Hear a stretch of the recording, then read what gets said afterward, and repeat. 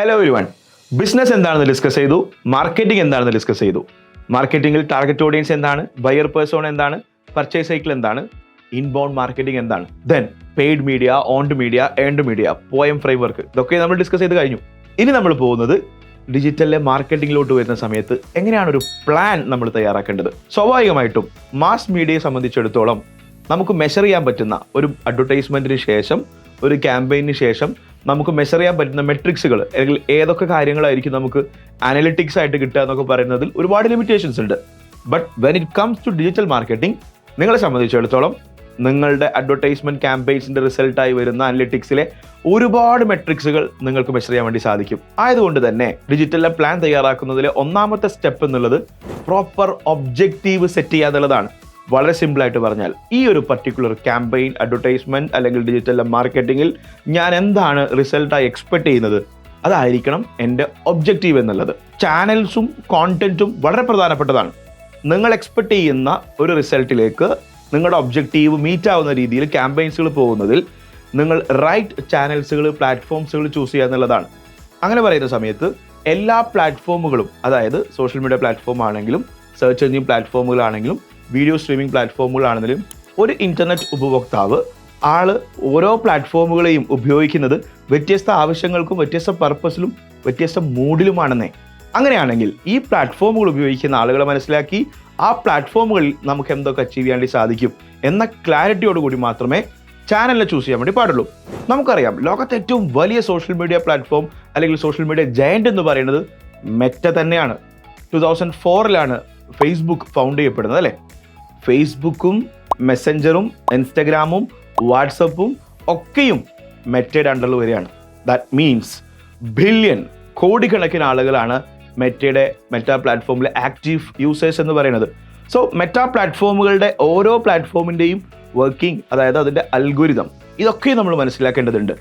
Then search എഞ്ചിനിലേക്ക് വരുന്ന സമയത്ത് March 2024 statistics അനുസരിച്ചിട്ട് 91.34%, അതായത് 100 സെർച്ചസുകളിൽ 91 സെർച്ചസുകളും സംഭവിക്കുന്നത് ഗൂഗിളിൽ തന്നെയാണ്. ശേഷമാണ് യാഹുവും ബിങ്ങും ഒക്കെ വരുന്നത്. ഞാൻ പറഞ്ഞു വന്നത്, ഒരാൾ മൊബൈൽ ഇൻ്റർനെറ്റ് ഉപഭോക്താക്കളായിട്ട് അദ്ദേഹത്തിൻ്റെ ആദ്യത്തെ ഫോൺ ആൻഡ്രോയിഡ് ആണെന്നുണ്ടെങ്കിൽ ഡേ 1 മുതൽ ആൾ ഗൂഗിളിൻ്റെ ഉപഭോക്താവായി മാറി എന്നുള്ളതാണ്. പിന്നീട് അങ്ങോട്ട് നിങ്ങൾ സഞ്ചരിക്കുന്നതും നിങ്ങൾ ചെയ്യുന്നതുമായിട്ടുള്ള നിങ്ങളുടെ ഗാലറി ആക്സസും എല്ലാം ഗൂഗിളിൻ്റെ മുന്നിൽ അവൈലബിൾ ആണ്, അല്ലേ? നോക്കൂ, ഗൂഗിൾ പ്ലാറ്റ്ഫോമുകളിൽ യൂട്യൂബ് സെക്കൻഡ് ലാർജസ്റ്റ് സെർച്ച് എഞ്ചിനാണ്. നമ്മളെല്ലാ ആവശ്യങ്ങൾക്കും വേണ്ടി സെർച്ച് ചെയ്യാറുള്ളത് ഗൂഗിളിലാണ്, അല്ലേ? സെർച്ച് ചെയ്യുന്ന സമയത്ത് നിങ്ങളുടെ ബിസിനസ്സുകൾ അവിടെ ഉണ്ടോ? ഇനി യൂട്യൂബിലെ വീഡിയോസുകളിലേക്ക് സെക്കൻഡ് ലാർജസ്റ്റ് സെർച്ച് എഞ്ചിനാണ്. എത്ര പഴക്കം ചെന്ന വീഡിയോ ആണെങ്കിലും ഇപ്പോഴും ആളുകൾ അത് തിരഞ്ഞെടുത്ത് സെർച്ച് ചെയ്ത് ആ വീഡിയോകൾ കണ്ടുകൊണ്ട് എൻക്വയറീസുകളൊക്കെ ആയിട്ട് വരാൻ സാധ്യത കൂടുതലുള്ളതും യൂട്യൂബിലാണ്. യൂട്യൂബ് ആസ് എ പ്ലാറ്റ്ഫോം നിങ്ങളുടെ ബ്രാൻഡിങ്ങിനും നിങ്ങളുടെ ഡിസിഷൻ മേക്കിംഗ്, നിങ്ങളുടെ കസ്റ്റമർ തീരുമാനമെടുക്കുന്നതിന് മുന്നേ യൂട്യൂബിലെ പല വീഡിയോസുകളും അവരെ സ്വാധീനിക്കുന്നുണ്ട്. യൂട്യൂബ് ആസ് എ പ്ലാറ്റ്ഫോം നിങ്ങൾ എങ്ങനെ ഉപയോഗിക്കുന്നു, ചാനൽ എന്ന രീതിയിൽ നിങ്ങൾ എങ്ങനെ ഉപയോഗിക്കുന്നു എന്നുള്ളതാണ്. ഞാൻ വളരെ എളുപ്പത്തിൽ പറഞ്ഞുതരാം.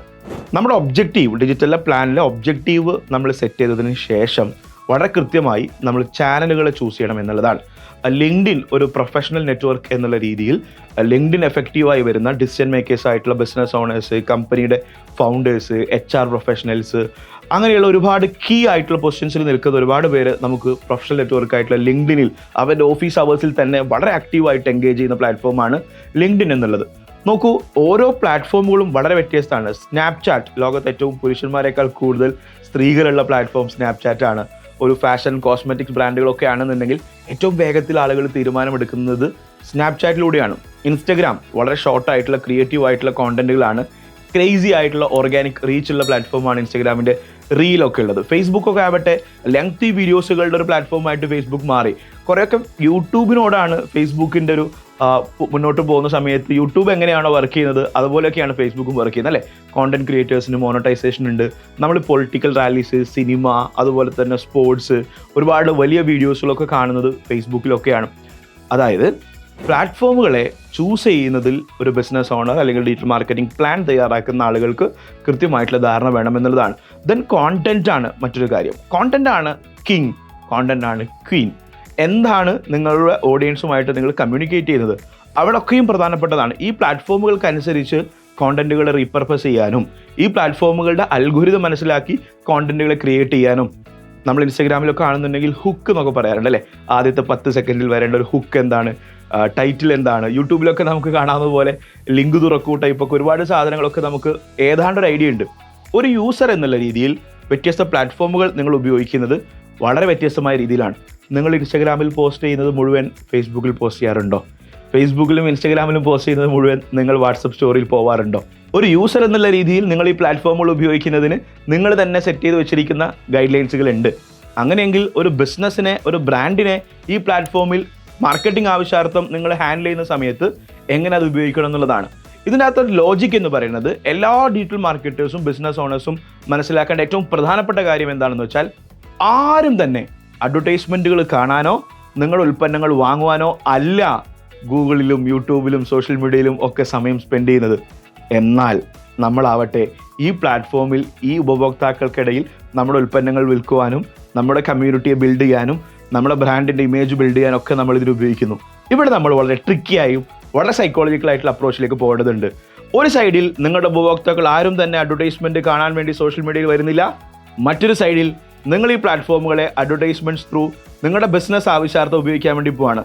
ഇത് രണ്ടും മനസ്സിലാക്കുന്നിടത്ത് മാത്രമേ സക്സസ്ഫുൾ ആയിട്ടുള്ളൊരു പ്ലാൻ നമുക്ക് തയ്യാറാക്കാൻ വേണ്ടി സാധിക്കുകയുള്ളൂ.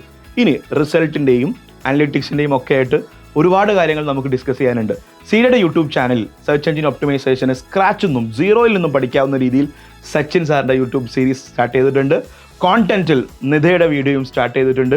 ആ സീരീസുകളൊന്നും തന്നെ മിസ്സാവാതെ ഫോളോ ചെയ്യുകയാണെന്നുണ്ടെങ്കിൽ ഒരു ട്രൂ പ്രാക്ടീസിങ് ഡിമാൻഡ് ആയിട്ടുള്ള ഡിജിറ്റൽ മാർക്കറ്ററായിട്ട് നിങ്ങൾക്ക് മാറാൻ വേണ്ടി സാധിക്കും. Thank you so much for watching.